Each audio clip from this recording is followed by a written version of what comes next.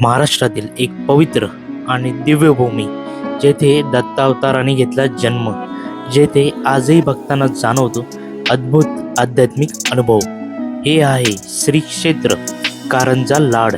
श्री नरसिंह सरस्वती महाराजांचे पवित्र जन्मस्थान.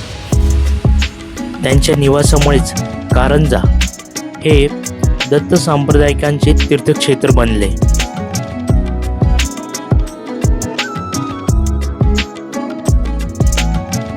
शिवपूर्व काळापासून वैभव संपन्न असलेले कारंजे हे नरसिंह सरस्वतींचे जन्मस्थान असल्याने वासुदेवानंद सरस्वतीने शोधून काढले. येथे काळे आडनावाच्या घराण्यात श्री नरसिंह सरस्वतींचा जन्म झाला. नरसिंह स्वामींनी जेथे जेथे तपश्चर्या केली ती ठिकाणे औदुंबर, नरसिंहवाडी, गाणगापूर ही दत्त संप्रदायातील अतिशय पवित्र स्थाने आहे. हजारो भाविक येथे अनुष्ठानाने जप तप पारायणे करतात. त्यातून त्यांना ऐहिक आणि परलौकिक कल्याणाचा लाभ होतो. त्यांची परंपरा अजूनही आपले कार्य पुढे चालवत आहे. दत्तात्रय हे वारकऱ्यांनाही पूज्य आहे. श्री ज्ञानदेव आणि श्री एकनाथ महाराज हे दत्तोपासक होते. आनंद संप्रदायाची गुरु परंपरा ही दत्तात्रयादी आहे.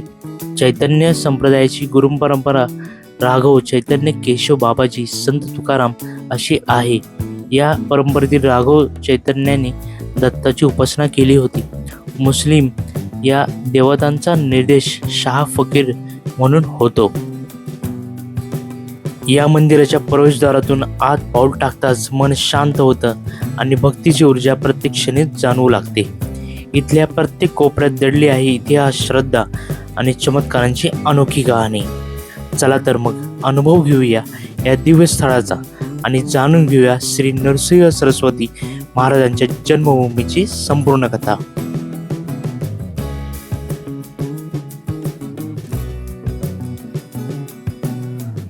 श्री क्षेत्र कारंजा लाड हे महाराष्ट्रातील वाशिम जिल्ह्यात आहे. हे ठिकाण श्री नरसिंह सरस्वती महाराजांचे जन्मस्थान म्हणून प्रसिद्ध आहे. कारंजा लाड वाशिम जिल्ह्यातील एक तालुका शहर, अकोला आणि अमरावतीच्या जवळ.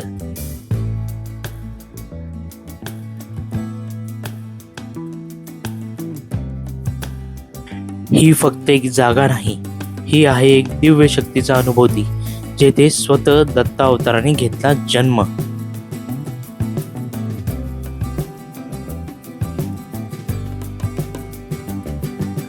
नरसिंह सरस्वती दत्त उपासनेचे संजीव होते. नरसिंह सरस्वती यांनी 13व्या शतकात अखेरीस दत्त उपासनाला पुनर्जीवन दिले.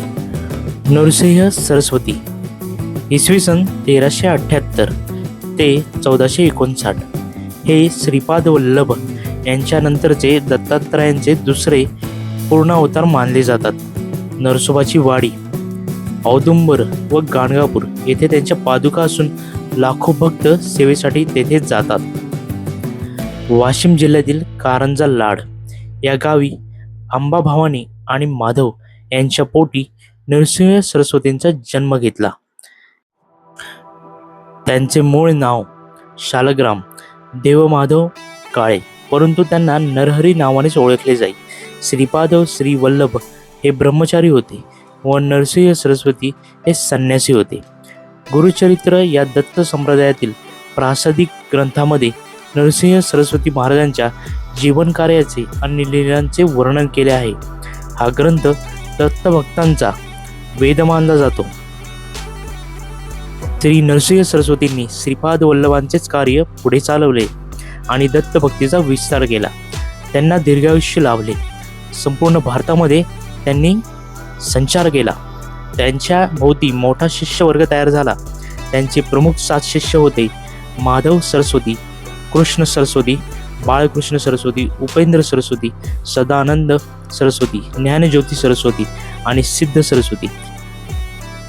येथे येणाऱ्या प्रत्येक भक्तासाठी महाप्रसादाची उत्तम व्यवस्था असून साधं, सात्विक आणि समाधान देणारे जेवण मिळतं. त्यामुळे भक्तांना भोजनाची कोणतीही चिंता राहत नाही.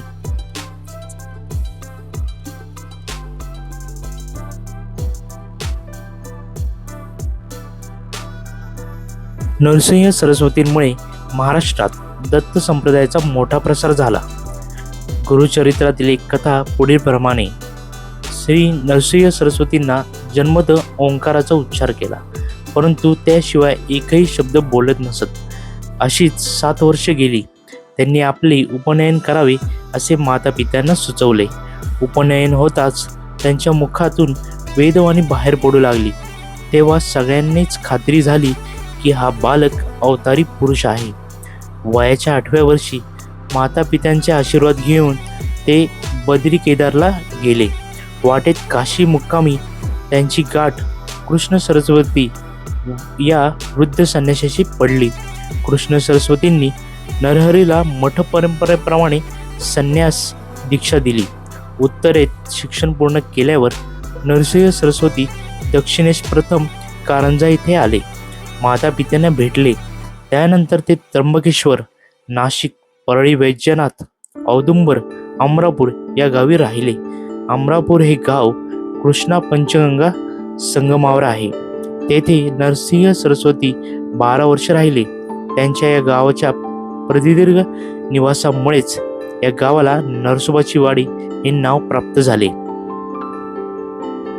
दत्तात्रय हे इसवी सन सनाच्या सुमारे 5व्या शतकापासून पुराण वाङ्मयात प्रसिद्ध झाले आहेत. मार्कंडेय पुराणात 17व्या-18व्या अध्यायात दत्तात्रयांचा उल्लेख आहे. दत्ताचा उल्लेख त्यांचे साधक परंपरेने गुरुदेव असे करतात. दत्तात्रयांचे पिता अत्रि ऋषी हे ऋग्वेदातल्या 5व्या मंडलातील ऋचांचे लेखक किंवा संकलक होते. माता अनुसया ही सांख्य तत्वज्ञानी कपिल मुनींची बहीण, तर महाभारतात कुंतीस असामान्य आशीर्वाद देणारे तापट ऋषी दुर्वास हे अनुसयांचे पुत्र. ही दत्ताची नातेवाईक मंडळी विशेष उल्लेखनीय आहे. श्रींचा जन्म व बालपण. पूर्वावतारात श्रीपाद श्री वल्लभांच्या कृपा आशीर्वादाने शनी प्रदोष व्रत करून शिव उपासना करणारी कुरुगड्डीची अंबाबाई वऱ्हाड प्रांतात करंज नगरात वाजसनेय शाखेच्या ब्राह्मणाची सुकन्या होऊन जन्माला आली. याही जन्मी तिचे नाव अंबा असे ठेवण्यात आले. पूर्व संस्कारानुरूप ती या जन्मी सुद्धा शिवभक्ती करू लागली. याच ग्रामातील माधक नामक शिवोपासक तरुणाशी तिचा विवाह झाला. विवाहोत्तर तिचे मूळ नाव अंबा हेच नाव कायम ठेवण्यात आले. इसवी सन ईश्वर निष्ठ दाम्पत्य श्री शिव उपासनेत मग्न असतानाच श्री दत्तप्रभूंनी वचन दिल्याप्रमाणे पौष शुद्ध द्वितीयेला शनिवारी मध्यान्हकाळी पोटी सुपुत्र रूपाने अवतार धारण करून हे श्री नरसिंह सरस्वती होत. पायी खडवा, कटिला, कोपणी, अंगावर भगवी छाटी, गळ्यात रुद्राक्ष माळ, हातात दंड, कमंडलू, कपाळी भस्म, मुखावर सात्विक स्मित हास्य, संपूर्ण देहावर तपश्चर्य तेज, हृदयात ब्रह्मानंद असलेली दत्तावतारी श्री नरसिंह सरस्वतींना साक्षात श्री काशी विश्वेश्वराचे वाटत. त्यामुळे संन्यास सर्व काशीकर जन त्रिभुवन वंद्य श्री नरसिंह सरस्वती स्वामींना विधियुक्त वंदन करीत. अत्यंत विनयाने प्रेमाने त्यांना शरण येत. त्यांच्या दर्शनाने सर्व धन्य होत, कृतार्थ होत. लवकरच त्यांनी श्री क्षेत्र काशीचा निरोप घेतला. ते श्री क्षेत्र प्रयागला त्यांचे 3 वर्ष वास्तव्य होते. या वास्तव्यात त्यांना अनेक शिष्य लाभले. यापैकी 7 जणांना त्यांनी विधियुक्त संन्यासी दीक्षा दिली. श्री नरसिंह सरस्वती श्री गुरुचरित्रात अध्याय 11 ते 51 या अध्यायात त्यांचे समग्र लीला चरित्र आलेले आहेत. श्री नरसिंह सरस्वती संन्यास धर्माचे सर्वोत्तम आदर्श होते. श्री नरसिंह सरस्वतींचा अवतार शके 1300 ते 1380, इसवी सन 1378 ते 1458 असा आहे. श्री गुरुचरित्र हा अपूर्व ग्रंथ दत्त संप्रदायाचा वेदतुल्य प्राणप्रिय ग्रंथ आहे. आयुष्यात एकदा तरी किंवा शक्य असेल तर वारंवार श्री नरसिंह सरस्वती दत्तगुरु महाराजांचे श्री क्षेत्र कारंजा लाड येथे येऊन दर्शन अवश्य घ्यावे. या पवित्र स्थळाची दिव्यता आणि शांतता तुमच्या मनाला एक वेगळीच ऊर्जा आणि समाधान देईल. जर तुम्हाला हा व्हिडिओ आवडला असेल तर चॅनलला लाईक करा आणि सबस्क्राईब करा आणि अशीच माहितीपूर्ण व्हिडिओ पाहण्यासाठी आमच्या सोबत राहा. धन्यवाद.